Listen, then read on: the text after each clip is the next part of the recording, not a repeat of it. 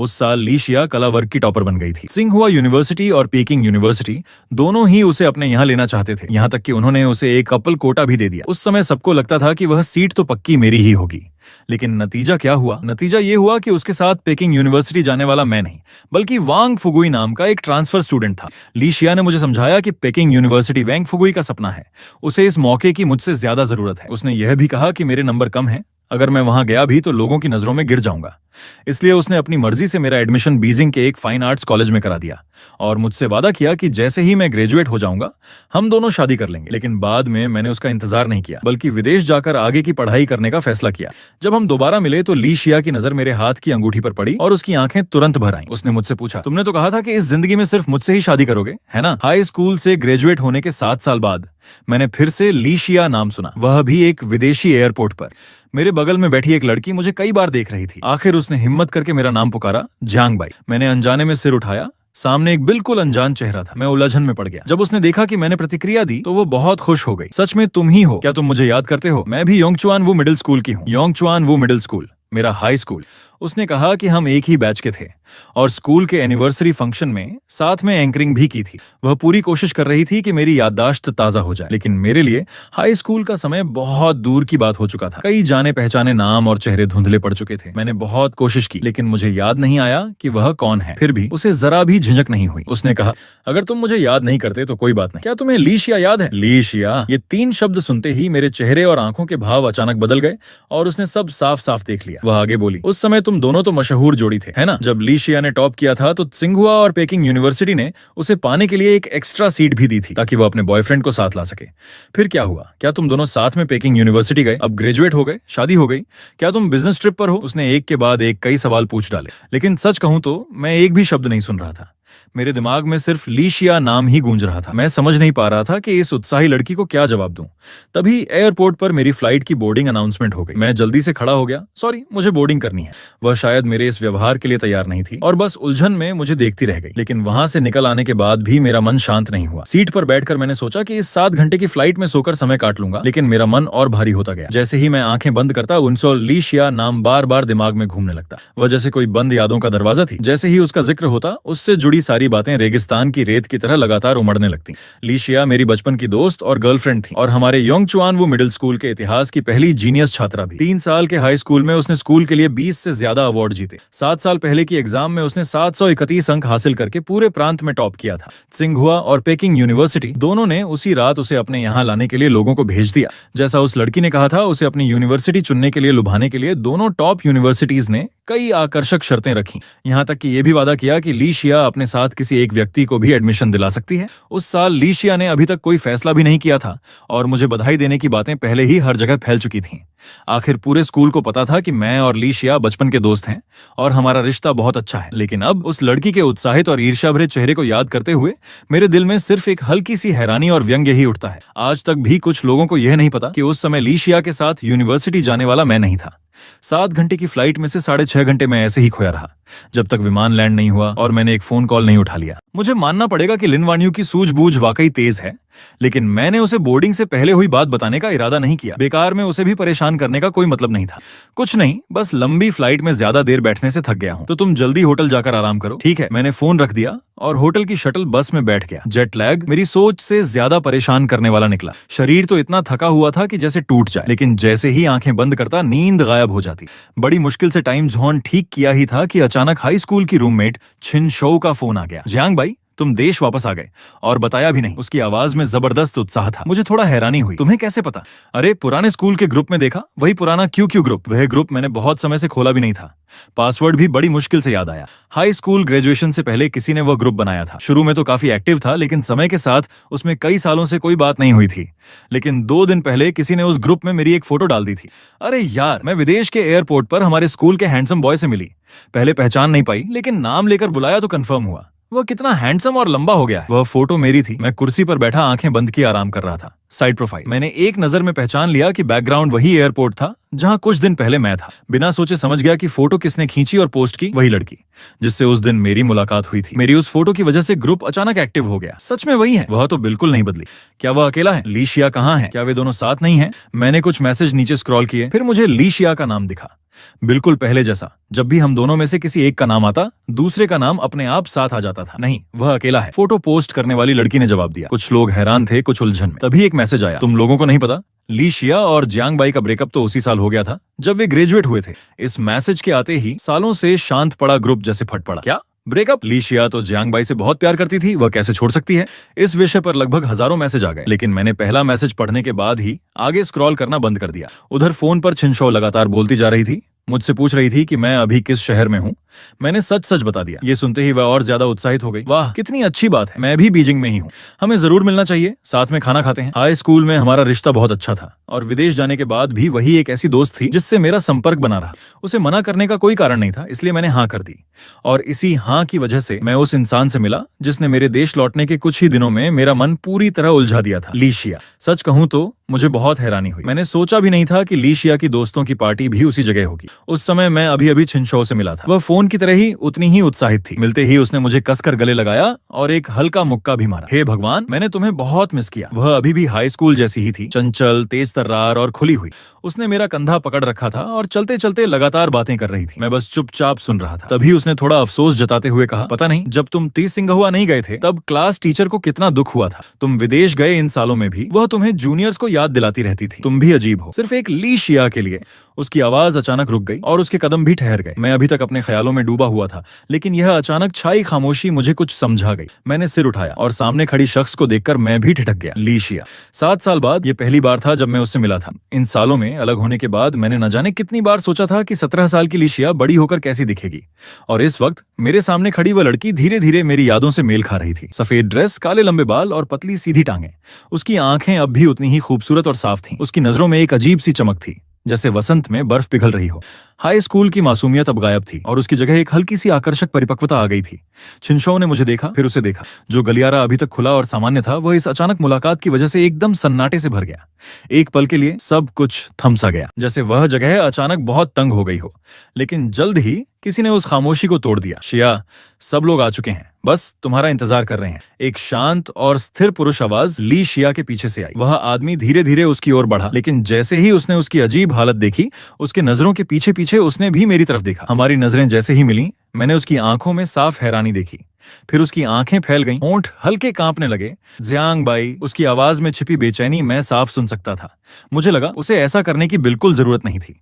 आखिर उस समय जीत उसी की हुई थी और मैं तो वही था जो हार कर भाग गया था। उस पल मेरे मन में एक बात आई, जो भी हमें जानता था उसे पता था कि जहां ली शिया होगी वहां मैं जरूर रहूंगा। मैं और ली शिया हमारे जन्म के उसी पल से जैसे किस्मत ने हमें बांध दिया था। हम एक ही साल, एक ही महीने, एक ही दिन पैदा हुए थे। किंडरगार्टन से ही हम कभी अलग नहीं हुए। मेरी पहली टॉफी मैंने उसी के साथ बांटी थी। मेरी जिंदगी की पहली लड़ाई भी उसी के लिए थी। यहाँ तक कि जब ली शिया को पहली बार पीरियड्स आए तो मैं शर्माते हुए उसके लिए दुकान से सैनिटरी नैपकिन खरीद कर लाया था। 17 साल की उम्र तक हमने एक दूसरे की जिंदगी के किसी भी अहम पल को कभी मिस नहीं किया था। हम इतने करीब थे कि सब लोग मानते थे हम दोनों ही एक दूसरे के जीवन साथी बनेंगे।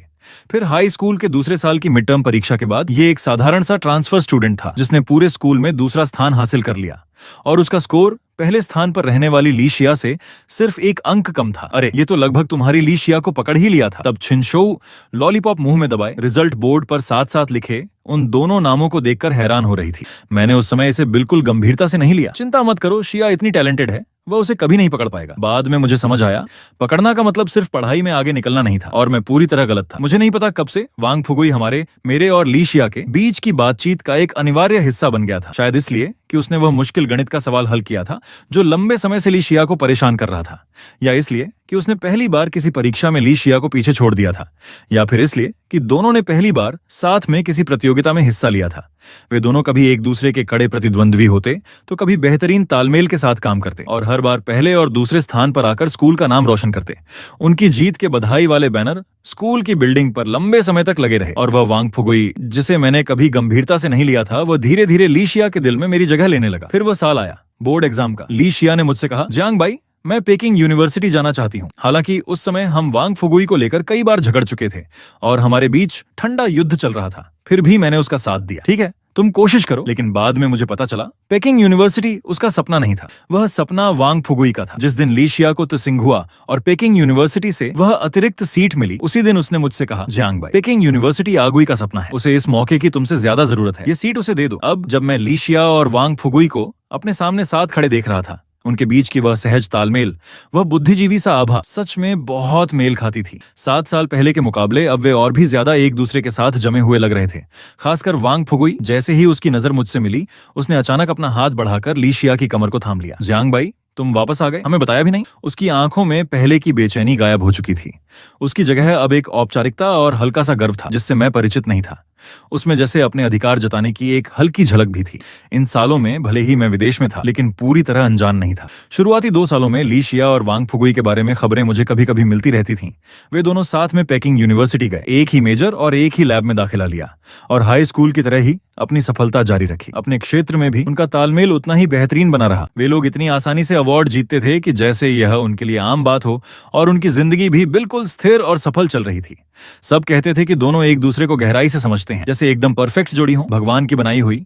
कभी लोग मेरे और ली शिया के बारे में भी यही कहते थे। लेकिन जैसे ही माहौल बदला, लोग बदले और मैं ली शिया के पास नहीं रहा, तो उसके साथ खड़े होने वाला भी कोई और बन गया। मुझे अनायास वांग फुगुई की वह बात याद आ गई। तुम बस अच्छे परिवार में पैदा हुए और किस्मत से ली शिया के साथ बड़े हुए हो, लेकिन अगर तुम्हें और मुझे एक ही शुरुआती लाइन पर खड़ा कर दिया जाए, तो उसके पास खड़ा होने वाला इंसान शायद तुम नहीं होगे। तब मैंने उसकी बात को बिल्कुल गंभीरता से नहीं लिया था, लेकिन अब लगता है वह सही था। छिनशोउ उन कुछ लोगों में से थी जिन्हें मेरे और ली शिया के ब्रेकअप की असली वजह पता थी। उसे ली शिया भी पसंद नहीं थी और वांग फुगुई भी नहीं। वह अचानक मेरे आगे आकर खड़ी हो गई और वांग फुगुई से बोली, तुम हो कौन? वह वापस आए या नहीं, इससे तुम्हारा क्या लेना देना? और अगर बताना भी होगा तो तुम्हें क्यों बताएं? वांग फुगुई का चेहरा तुरंत सख्त हो गया। वह थोड़ी घबराहट के साथ ली शिया की तरफ देखने लगा, जैसे उम्मीद कर रहा हो कि वह पहले की तरह उसका साथ देगी। लेकिन जब से हम मिले थे, ली शिया जैसे सुन्न हो गई थी।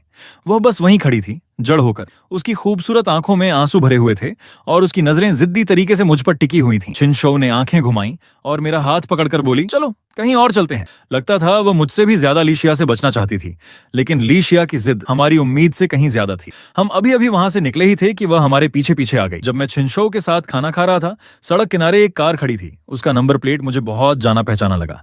वह हमारी जन्मतिथि थी। मैंने एक नजर में पहचान लिया, वह उसी की कार थी।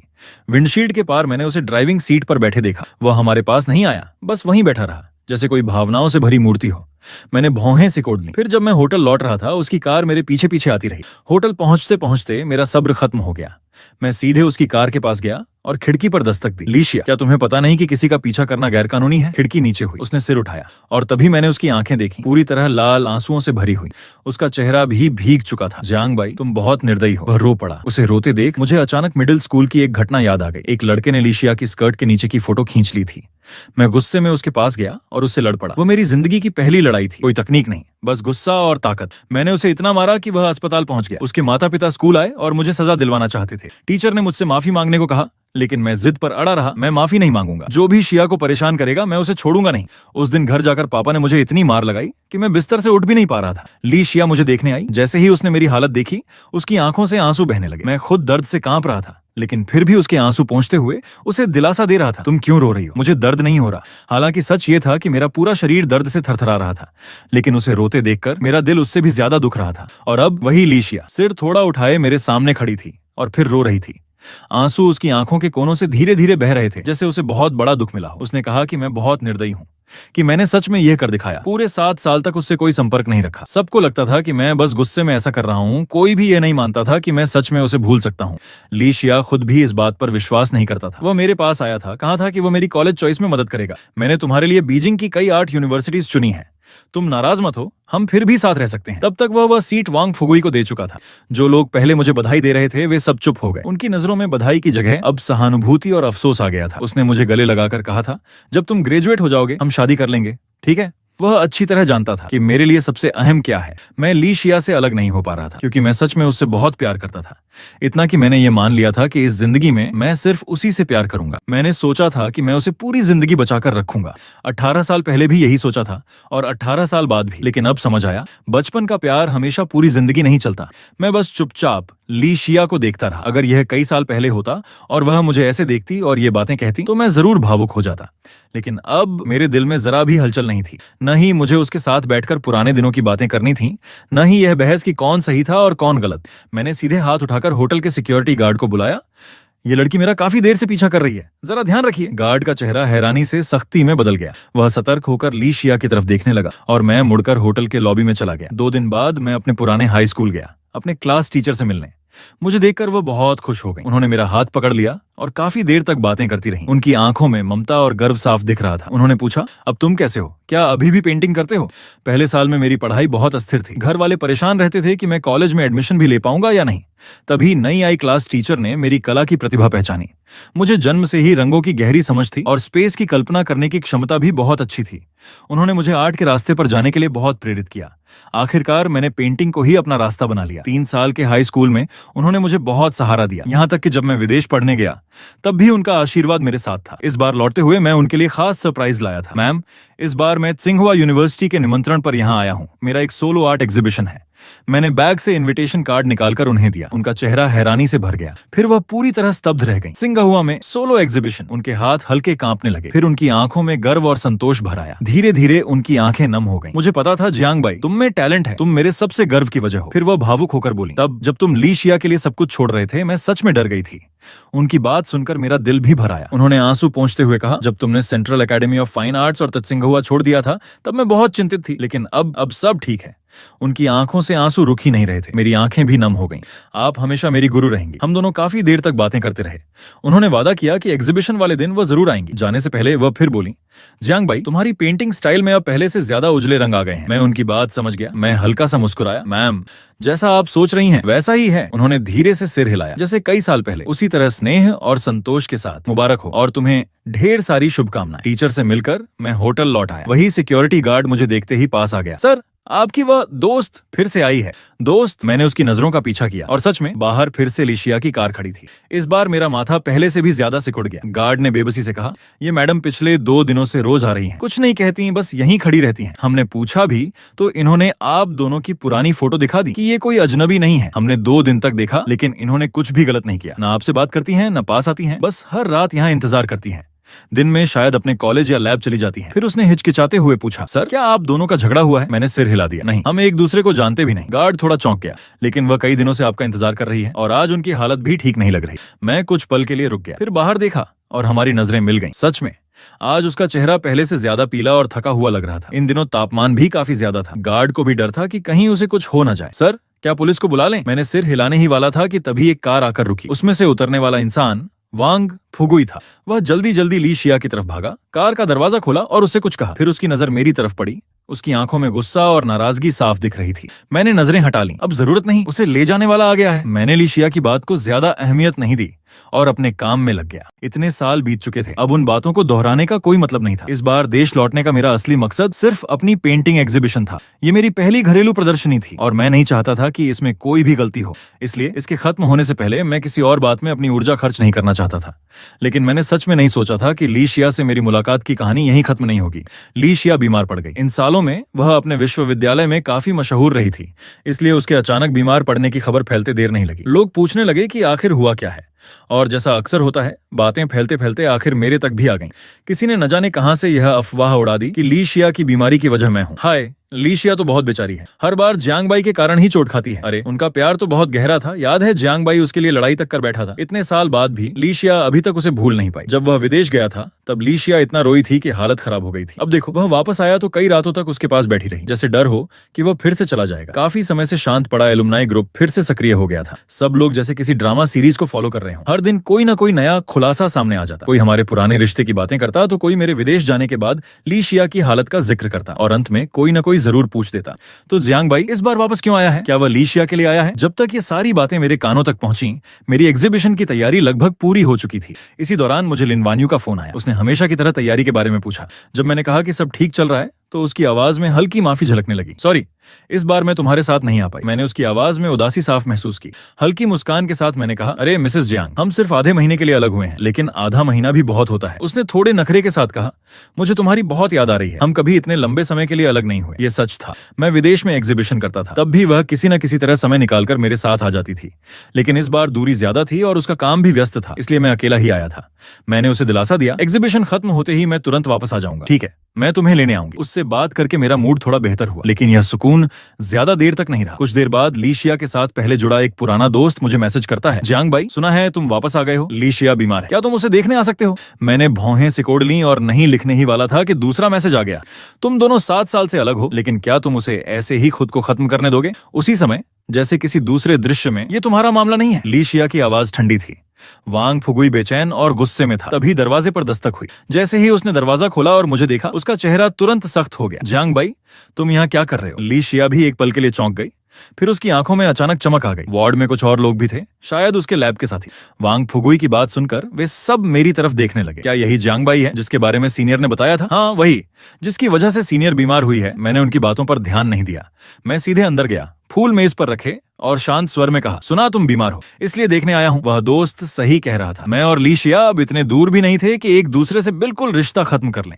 आखिर हम साथ बड़े हुए थे। अब मैं अपने अतीत को पीछे छोड़ चुका था। मेरी अपनी नई जिंदगी थी, इसलिए अब किसी भी तरह के उलझाव में पड़ने का कोई मतलब नहीं था। दोस्त बन सकते हैं तो ठीक, नहीं बन सकते तो भी कोई बात नहीं। आज यहाँ आना बस हमारे बचपन के रिश्ते को एक तरह से अलविदा कहने जैसा था। मैं ऐसा सोच रहा था, लेकिन ली शिया नहीं। जैसे ही उसने मुझे पास आते और बोलते देखा, उसकी सुंदर काली आंखें अचानक चमक उठी। जियांग बाई, उसने मेरा नाम लिया, फिर अचानक याद आया कि कमरे में और लोग भी हैं। उसने धीरे से कहा, तुम लोग जरा बाहर जाओ। जो लोग उसे देखने आए थे वे सब बाहर चले गए, सिर्फ वांग फुगुई वहीं खड़ा रहा। ली शिया ने उसकी तरफ देखा, तुम भी बाहर जाओ। वह एक पल के लिए चौंका, फिर मेरी तरफ देखा। उसके होंठ हल्के कांप रहे थे, आंखों में नाखुशी साफ थी, लेकिन आखिरकार वह भी बाहर चला गया। कमरा एकदम शांत हो गया। 7 साल बाद ये पहली बार था जब मैं और ली शिया अकेले आमने सामने थे। 7 साल बाद हम पहली बार अकेले थे। जो दो लोग कभी हर बात एक दूसरे से कहते थे, आज आमने सामने खड़े होकर भी चुप थे। ली शिया ने मुझे बैठने को कहा, लेकिन मैं नहीं बैठा। मैं उसके बेड से करीब 1 मीटर दूर खड़ा होकर उसे देखता रहा। ली शिया, गलत मत समझो, मैं बस तुम्हें देखने आया था। अब देख लिया कि तुम ठीक हो तो मैं चलता हूँ। इतना कहकर मैं मुड़ने ही वाला था कि जियांग बाई, उसने अचानक मुझे पुकारा। मैंने पीछे मुड़कर देखा, उसका चेहरा दुबला और पीला था। तुम अभी भी मुझसे नाराज हो, है ना? उस दिन मैंने जो कहा था वो झूठ था। मुझसे नफरत मत करो, मैं बस तुम्हें बहुत याद कर रही थी। उसकी आवाज भर्राई हुई थी, आंखें फिर से लाल हो गई थीं। इन 7 सालों में ऐसा एक भी दिन नहीं गया जब मैंने तुम्हें याद न किया हो। तुम्हें नहीं पता, जब मुझे पता चला कि तुम वापस आ गए हो, मैं कितनी खुश थी। वह कहती रही कि एलुमनाई ग्रुप में डली मेरी वह एयरपोर्ट वाली फोटो उसने बार बार देखी, झूम करके, फिर छोटा करके, यहाँ तक कि यकीन होने के बाद भी उसके हाथ उत्साह से कांप रहे थे। उस दिन जब मैंने तुम्हें सच में देखा, तब जाकर मेरा दिल शांत हुआ। उसके पास बहुत कुछ कहने को था। वह मेरे होटल के बाहर इसलिए खड़ी रहती थी ताकि बार बार यह यकीन कर सके कि मैं सच में वापस आ गया हूँ। यहाँ तक कि वह खुद कार से उतरकर मुझसे बात भी कर चुकी थी। पहले हमेशा मैं ही बोलता रहता था, आज पहली बार वह लगातार बोल रही थी। अगर मैं 17 साल का होता तो शायद यह सब सुनकर पागल हो जाता खुशी से, लेकिन अब मैं उसकी बार बार दोहराई, मैं तुम्हें याद करती हूँ, सुन रहा था और मेरे अंदर कुछ भी महसूस नहीं हो रहा था। वह कई रातों तक होटल के बाहर बिना सोए बैठी रही, बीमार पड़ गई, लेकिन मुझे तुम्हारी याद नहीं आती। मैंने सीधा कहा, मैं अभी बहुत अच्छा हूँ, इस बार देश सिर्फ काम से आया हूँ, तुमसे मिलना बस एक इत्तेफाक था। अगर संभव हो तो मैं सच में दोबारा तुमसे मिलना नहीं चाहता। मेरी इतनी साफ और ठंडी बात सुनकर उसके चेहरे पर अभी अभी आई हल्की खुशी तुरंत गायब हो गई। वह एकदम सख्त और फीकी पड़ गई। वह मुझे घूरती रही, जैसे मेरी आंखों में झूठ ढूंढना चाहती हो, लेकिन मेरी नजरें बिल्कुल साफ थीं। देर हो रही है, मुझे जाना है, और हाँ, ग्रुप में जो बातें फैल रही हैं उन्हें क्लियर कर देना। इतना कहकर मैं मुड़ गया। पीछे से तुरंत उसकी आवाज आई, मैं नहीं मानती जियांग बाई, मैं नहीं मानती। अगर तुम्हें मेरी बिल्कुल भी परवाह नहीं होती तो तुम वापस ही क्यों आते? ली शिया हमेशा सोचती थी कि वह मुझे अच्छी तरह समझती है, लेकिन इस बार उसकी बात मुझे सिर्फ हास्यास्पद लगी। मैं अभी कुछ ही कदम चला था कि किसी ने फिर से मुझे पुकारा, जियांग बाई, वांग फुगुई। वह सीधे मेरी तरफ आया। उसका चेहरा ठंडा और सख्त था, जैसा मैंने सोचा था। वह भी ली शिया के बारे में ही बात करने आया था। पहले तुम मुझसे मिलने से बचते रहे और अब जानबूझकर यहाँ आ गए। जियांग बाई, आखिर तुम्हारा इरादा क्या है? उसकी आवाज में गुस्सा था, बिना किसी भूमिका के सीधे सवाल पर सवाल। मैं थोड़ा हैरान रह गया। मैंने अभी कहा ना, मैं बस उसे देखने आया था। 7 साल तक तुमने उससे कोई संपर्क नहीं किया और जैसे ही वापस आए इतना बड़ा ड्रामा खड़ा कर दिया। पहले तो मुझे नहीं लगा था, लेकिन अब समझ आ रहा है कि तुम कितने चालाक हो। उसका लहजा ठंडा था और आंखों में कोई नरमी नहीं थी। मुझे समझ आ गया, वह भी ग्रुप में चल रही बातों को देख चुकी थी। हाई स्कूल के समय का वांग फुगुई और आज का वांग फुगुई जैसे दो अलग लोग थे। तब वह बहुत चुप रहने वाला था। सिर्फ ली शिया के साथ पढ़ाई या प्रतियोगिता की बातें करते समय ही वह खुलकर बोलता था और तब उसमें एक अलग आत्मविश्वास दिखता था। लोग कहते थे उसका यह फर्क ही उसकी खासियत है, लेकिन मुझे हमेशा उसमें कुछ अजीब लगता था। जब उसे पता चला कि मैं आर्ट स्टूडेंट हूँ तो वह अक्सर ली शिया के सामने मुझसे एक ही तरह के सवाल पूछता था। शुरू में मुझे लगा वह बस जिज्ञासु है, इसलिए मैंने धैर्य से समझाया, लेकिन फिर उसने कहा, तुम लोग कितने भाग्यशाली हो, आर्ट स्टूडेंट्स को तो बस थोड़े से नंबर चाहिए होते हैं यूनिवर्सिटी में जाने के लिए, हम लोगों की तरह नहीं। उसकी बातों में एक गलतफहमी थी, इसलिए मैंने समझाया, ऐसा नहीं है, हमें भी बहुत मेहनत करनी पड़ती है। फिर भी तुम्हारे पास तो आर्ट स्टूडेंट वाला रास्ता है। बहुत से साधारण परिवारों के बच्चे तो आर्ट क्लास का खर्च भी नहीं उठा सकते, उन्हें बस पढ़ाई ही करनी पड़ती है। ऐसा भी नहीं है, मैंने कहा। देखो शिया को, वह आर्ट में नहीं गई, फिर भी कितनी शानदार है। वांग फुगुई ने पलटकर कहा, लेकिन बहुत से अमीर घरों के बच्चे तो सीधे आर्ट पढ़ने चले जाते हैं, फिर विदेश जाकर डिग्री ले आते हैं, तुम्हारी तरह, है ना? उस समय मुझे समझ ही नहीं आया कि वह कहना क्या चाहता है। बस इतना महसूस हुआ कि यह बातचीत मुझे अंदर तक असहज कर रही है। मैंने कभी विदेश जाने के बारे में सोचा ही नहीं था। मैं और लीशिया हमने तो पहले ही तय कर लिया था कि हम साथ में यूनिवर्सिटी जाएंगे, और हमारे क्लास टीचर भी कहते थे कि मुझ में टैलेंट है और अगर मैं स्थिर रहूं तो किसी बड़े आर्ट कॉलेज में एडमिशन मिलना मुश्किल नहीं। मैंने ये सारी बातें वांग फुगुई को बताई, लेकिन वे खुश होने के बजाय धीमे से बुदबुदाया, अच्छा तो तुम्हारा और लीशिया का रिश्ता सच में बहुत गहरा है। फिर उसने पूछा, लेकिन क्या तुम्हें सच में लगता है कि तुम उस यूनिवर्सिटी में एडमिशन पालोगे जहां वह जाना चाहती है? बहुत से आर्ट टीचर यही कहते हैं, मैंने जवाब दिया। वह हल्का सा मुस्कुराया, एक बनावटी मुस्कान जिसकी आंखों में कोई भावना नहीं थी। नहीं तो तुम जैसे आर्ट स्टूडेंट्स में मेहनत करने की प्रेरणा कहां से आएगी? जैसे कमजोर स्टूडेंट्स को भी तो मोटिवेशन चाहिए होता है। तब मैं समझ नहीं पाया था कि उसे आर्ट स्टूडेंट से इतनी समस्या क्यों है। बाद में समझ आया, उसे आर्ट से नहीं मुझसे दिक्कत थी। वह पूर्वाग्रह धीरे धीरे झर बन गया, जैसे कोई सांप अंधेरे में छिपकर मौका देख रहा हो सही समय पर वार करने के लिए, और इस सब की जड़ लीशिया थी। अब वह मेरे सामने खड़ा था, गुस्से से भरा हुआ। जब तुम चले गए थे तो वापस क्यों आए? इन 7 सालों में शिया ने क्या झेला है तुम्हें पता भी है? उसकी आवाज में आरोप और दर्द दोनों थे। तुम्हारे जाने के बाद वह जैसे एक खाली खोल बन गई थी। एक बार लैब में एक्सीडेंट हुआ, वह बुरी तरह घायल हो गई। 3 दिन तक आईसीयू में रही, बेहोशी में भी तुम्हारा नाम लेती रही। आखिर में मैं ही था जो उसके पास बैठा रहा, उसे पुकारता रहा और उसे होश में लाया। सबसे मुश्किल समय में मैं उसके साथ था। फिर तुम लौट कर आते हो और एक झटके में उसे फिर से अपने वश में कर लेते हो। क्या तुम उसे दोबारा बर्बाद करना चाहते हो? वह मुझे घूर रहा था। स्पष्ट था वह लीशिया से गहराई से प्यार करता था। इन दिनों ग्रुप में लोग उसकी भी चर्चा कर रहे थे। सबकी नजर में वह वही चुपचाप साथ निभाने वाला सच्चा प्रेमी था। उसकी बातें सुनकर मुझे गुस्सा भी आया और हंसी भी। शायद मेरी आंखों में वह व्यंग्य साफ दिख गया था। वह और भड़क गया। तुम हंस क्यों रहे हो? मैंने ठंडे स्वर में कहा। वांग फुगुई, आज जो स्थिति है क्या यही तुम नहीं चाहते थे? क्या हुआ? अब जब सब तुम्हारे मुताबिक नहीं हुआ तो दोष मुझ पर डाल रहे हो? उसका चेहरा जैसे जम सा गया। मैंने उसकी तरफ देखते हुए कहा, मुझे अब भी याद है तुमने मुझसे क्या कहा था कि मैं सिर्फ अपने परिवार और किस्मत की वजह से लीशिया के साथ बड़ा हुआ हूँ, और अगर हम दोनों एक ही जगह से शुरू करें तो उसके पास खड़ा होने वाला शायद मैं नहीं होऊंगा।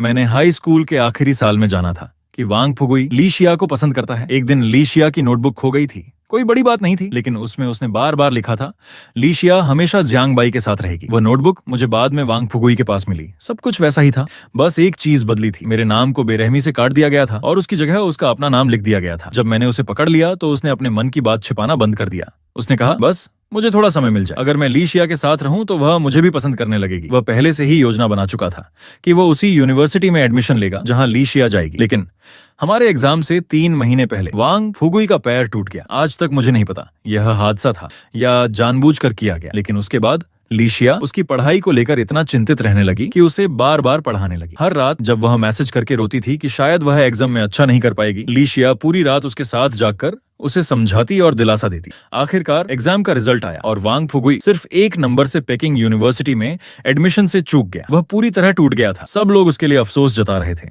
सबसे ज्यादा लीशिया। और उसी रात लीशिया ने मुझसे वह बात कही, जियांग बाई, वांग फुगुई को इस मौके की तुमसे ज्यादा जरूरत है। मैंने लीशिया से उस समय भी इस पूरे मामले की अजीब बातों के बारे में कहा था, लेकिन तब उसके दिल और दिमाग में सिर्फ वांग फुगुई ही था। यहाँ तक कि उसने मेरे सामने यह भी कह दिया, तुम्हारे नंबर इतने अच्छे नहीं है, वहां जाओगे तो लोग तुम्हें ही नीचा दिखाएंगे। मैं और लीशिया बचपन से साथ बड़े हुए थे। उसने मुझसे पहले कभी इस तरह बात नहीं की थी। उसी पल मुझे समझ आ गया, वांग फुगुई जीत चुका था। मैंने विदेश जाने का फैसला किया और कसम खाई कि लीशिया से अपना रिश्ता पूरी तरह खत्म कर दूंगा। और एक बात कि मेरा चयन त्सिंगहुआ यूनिवर्सिटी में हो गया था, ये मैंने किसी को नहीं बताया। वांग फुगुई गुस्से में बोला, तो हम गलत थे? वह सीट तुम्हें देना तो वैसे भी बेकार था। अब तुम वापस आए हो मुझे दिखाने के लिए, ये देखने के लिए कि लीशिया तुम्हें भूल नहीं पाई। मैंने देखा, न सिर्फ वह बल्कि बहुत से लोग मेरी वापसी का मतलब गलत समझ रहे थे। मैंने कोई सफाई नहीं दी क्योंकि सच खुद सामने आने वाला था। उसी रात हमारे क्लास टीचर ने सोशल मीडिया पर एक पोस्ट डाली। किसी ने उसका स्क्रीनशॉट ग्रुप में डाल दिया और तुरंत हंगामा मच गया। उस पोस्ट में लिखा था, मेरे छात्र को बधाई, 7 साल पहले जब तुमने त्सिंगहुआ यूनिवर्सिटी छोड़ दिया था मुझे बहुत अफसोस हुआ था। आज तुम कला जगत के उभरते सितारे के रूप में फिर से वहीं आमंत्रित हुए हो, मुझे तुम पर गर्व है। साथ में मेरा इनविटेशन कार्ड और एग्जीबिशन पोस्टर भी था। ओह, तो वह इसीलिए वापस आया है, उसे त्सिंगहुआ ने बुलाया है। वाह, कितना बड़ा काम कर गया। मुझे तो याद है वह हाई स्कूल में आर्ट पढ़ता था। अरे, किसी ने तो कहा था कि वह पढ़ाई में कमजोर था इसलिए आर्ट में गया। फिर अब ये सब क्या है? क्या उसने खुद त्सिंगहुआ छोड़ा था? बस एक स्क्रीनशॉट और लोगों ने मेरी पूरी कहानी खंगालनी शुरू कर दी। इंटरनेट पर मेरा नाम सर्च होने लगा, सच सामने आने लगा। ये सच है, जियांग बाई दुनिया के टॉप आर्ट स्कूल से ग्रेजुएट है। 2 साल पहले उसकी एक पेंटिंग करोड़ों में बिकी थी। सोशल मीडिया पर उसके लाखों फॉलोअर्स हैं। कई आर्ट मैगजीन में उसके बारे में लिखा गया है। फिर एक पुराने आर्ट स्टूडेंट ने ग्रुप में लिखा, तुम लोग नहीं जानते, हमारी बैच में जियांग बाई सबसे टैलेंटेड आर्ट स्टूडेंट था। 4 बड़े आर्ट कॉलेज के एग्जाम उसने पास किए थे और उसका बोर्ड एग्जाम स्कोर भी इतना था कि वह आसानी से त्सिंगहुआ यूनिवर्सिटी जा सकता था। तब लोगों को समझ आया, लीशिया को उस समय सिर्फ इतना पता था कि मेरे नंबर अच्छे हैं, लेकिन यह नहीं कि मैं उसके साथ उसी यूनिवर्सिटी में खड़ा हो सकता था। जब वांग फुगुई ने यह सब देखा उसका चेहरा बिल्कुल पीला पड़ गया। सुना था उसने अपने पुराने टीचर से भी जाकर पूछा, जिसे वह कभी कमजोर समझता था। वह किसी और ही दुनिया में चमक रहा था। उसके बाद वह कई दिनों तक बिल्कुल शांत हो गया। शिनशाओ ने मुझसे कहा, पहले तो वांग फुगुई बहुत एक्टिव रहता था सोशल मीडिया पर। हर थोड़े दिन में ली शिया के साथ फोटो डालता था। शायद उसने तुम्हारे बारे में ताना भी मारा था कि तुम कॉलेज तक नहीं पहुंच पाए। मैंने बस सिर हिला दिया। पता नहीं, भूल गया। मेरी एग्जीबिशन शुरू हुए 2 दिन हो चुके थे। शिनशाओ ने मेरे लिए फूल भेजे और मुझे शुभकामनाएं दी। फिर उसने पूछा, जियांग भाई, ली शिया तुमसे मिलने नहीं आई? मैं जवाब देने ही वाला था कि लो, बात करते ही आ गई। ली शिया आ चुकी थी। मैंने उसे एग्जीबिशन हॉल के बाहर देखा। पिछली बार से भी ज्यादा दुबली, चेहरा बिल्कुल पीला। वह मेरे पोस्टर के सामने खड़ी थी, बिल्कुल स्थिर, जैसे कोई सूखी हुई मूर्ति। इतनी देर तक खड़ी रही कि स्टाफ का भी ध्यान उस पर गया। शिनशाओ ने पूछा, ये अंदर क्यों नहीं जा रही? मैंने हल्के स्वर में कहा, शायद उसे मेरी पेंटिंग्स पसंद नहीं है, क्योंकि बहुत समय पहले ली शिया ने मेरी पेंटिंग्स में दिलचस्पी लेना बंद कर दिया था।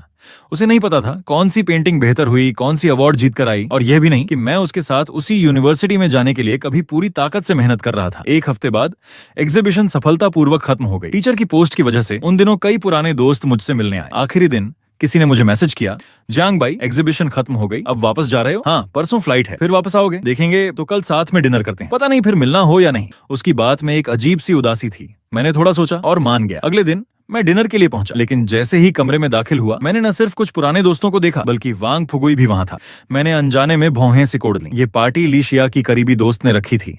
मुझे देखते ही वह मुस्कुराते हुए बोली, जियांग भाई, इतने सालों बाद तुम बिल्कुल पहले जैसे ही लगते हो। सब लोग बातें करने लगे और मेरी एग्जीबिशन के बहाने माहौल धीरे धीरे गर्म होने लगा। आगे जारी बात धीरे धीरे खुल गई। सिर्फ शिष्टाचार और बचपन की थोड़ी सी दोस्ती का ख्याल रखते हुए मैंने उनके कुछ सवालों के जवाब दिए और पूरी कोशिश की कि वांग फुगुई को नजरअंदाज कर दूं। लेकिन जल्द ही मुझे एहसास हुआ वे बार बार जानबूझकर या अनजाने में बात को ली शिया की तरफ मोड़ रहे थे। मुझे कुछ गड़बड़ लगा। मैंने सीधे उन्हें रोक दिया।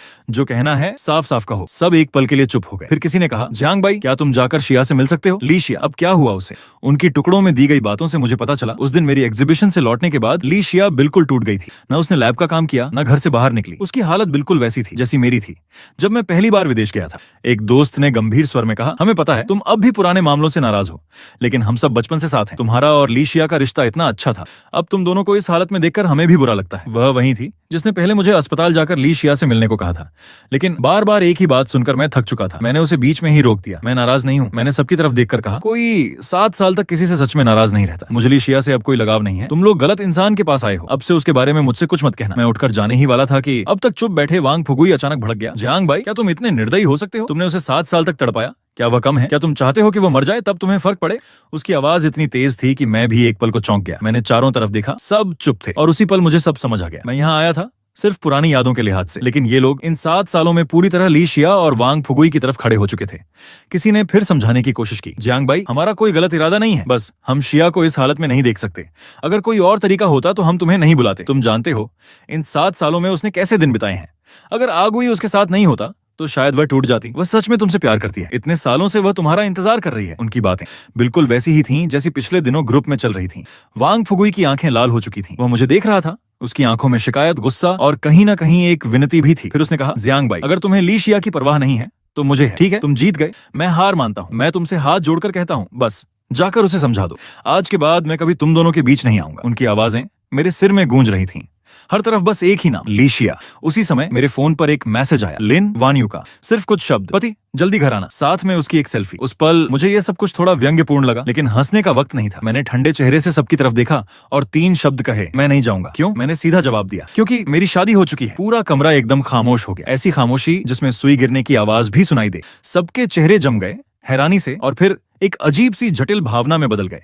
तभी किसी ने मेरे पीछे देखा और कहा, शिया। मैं मुड़ा और मेरी नजर सीधे ली शिया की आंखों से टकराई। वह बिल्कुल पीली पड़ चुकी थी। ऐसा लग रहा था जैसे अभी गिर जाएगी। 2 साल पहले मेरी शादी हो चुकी है। ये बात बहुत कम लोगों को पता थी। एक तो मैं विदेश में था और दूसरा मेरी पत्नी लिन वान्यू की पहचान खास थी, इसलिए इसे सार्वजनिक करना आसान नहीं था। लेकिन अगर कोई सच में तलाश करता तो इंटरनेट पर कुछ सुराग मिल ही जाते। वैसे भी मैं इस बार सिर्फ आधे महीने के लिए देश लौटा था। कुछ जरूरी लोगों से मिलना था बस। मैंने कभी नहीं सोचा था कि ये बात यहाँ तक पहुंचेगी। जो लोग मुझे ली शिया को एक मौका देने को कह रहे थे, अब सब चुप थे। आखिरकार कमरे में शांति लौट आई। सिर्फ ली शिया, उसकी नजरें कील की तरह मेरे हाथ पर टिकी थीं। मेरी उंगली पर एक हल्का सा निशान था, अंगूठी का। पहले उसने कभी ध्यान नहीं दिया था। इस बार मैंने उसे निराश नहीं किया। मैंने सीधे बैग से अंगूठी निकाली और उसके सामने पहन ली। जैसे ही वह निशान अंगूठी से ढका, ली शिया की आंखों से आंसू बह निकले। क्यों क्यों? वो बार बार यही कह रही थी, तुमने कहा था तुम सिर्फ मुझसे ही शादी करोगे। उसने सिर उठाकर मेरी तरफ देखा। आंखें पूरी तरह आंसुओं से भरी हुई थीं। तुम झूठ बोल रहे हो। है ना जियांग बाई, कुछ तो बोलो। उसकी हालत सच में दया के लायक थी, लेकिन कोई कुछ नहीं बोला, मैं भी नहीं। हाँ, मैंने वो बात कभी कही थी, लेकिन वह सिर्फ बचपन की एक मासूम बात थी। ठीक वैसे ही जैसे उसने 17 साल की उम्र में अपनी कॉपी में लिखा था, ली शिया हमेशा जियांग बाई से प्यार करेगी, हमेशा उसके साथ रहेगी। वह खुद उस वादे को निभा नहीं पाई तो मुझसे कैसे उम्मीद कर सकती है। ली शिया फूट फूट कर रो रही थी। उसका दुबला पतला शरीर बुरी तरह कांप रहा था।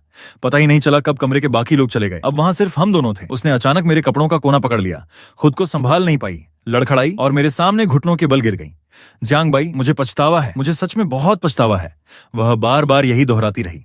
मुझे नहीं पता उसे यह पछतावा आखिर कब से होने लगा था। ली शिया बोली, अगर मुझे पहले पता होता कि ऐसा होगा तो मैं वो अतिरिक्त सीट वांग फुगुई को कभी नहीं देती। मैंने धीरे से सांस ली। ली शिया, तुम गलत समझ रही हो। मैंने किसी और से शादी इसलिए नहीं की कि मैं तुमसे नाराज था। असल वजह यह है कि अब मैं तुमसे प्यार ही नहीं करता। वह लाल आंखों से मुझे देखने लगी। उसकी पलकों पर आंसू ठहरे हुए थे, एक झटके से कांप गए। मैंने शांत स्वर में कहा, तुम्हें शायद पता नहीं, मैं एक बार तुम्हें ढूंढने वापस आया था।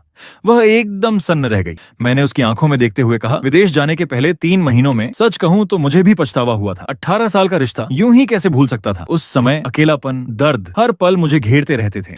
मैं हर दिन टूटा हुआ, उदास जी रहा था। मुझे लगता था मैंने गुस्से में गलत फैसला ले लिया। तुम्हारी यादें बेल की तरह मुझे जकड़ लेती थीं। सांस लेना तक मुश्किल हो जाता था। मैं चाहता था बस आंख खोलूं और तुम मेरे सामने खड़ी मिलो। लेकिन हकीकत, हर सुबह मैं एक अजनबी देश, अजनबी लोगों के बीच जागता था। आखिरकार मैं सह नहीं पाया। मैंने टिकट खरीदी और वापस आ गया। मुझे वो रात याद है, बारिश हो रही थी। 7 से 8 घंटे की फ्लाइट के बाद भीगते हुए मैं टैक्सी लेकर तुम्हारी यूनिवर्सिटी पहुंचा।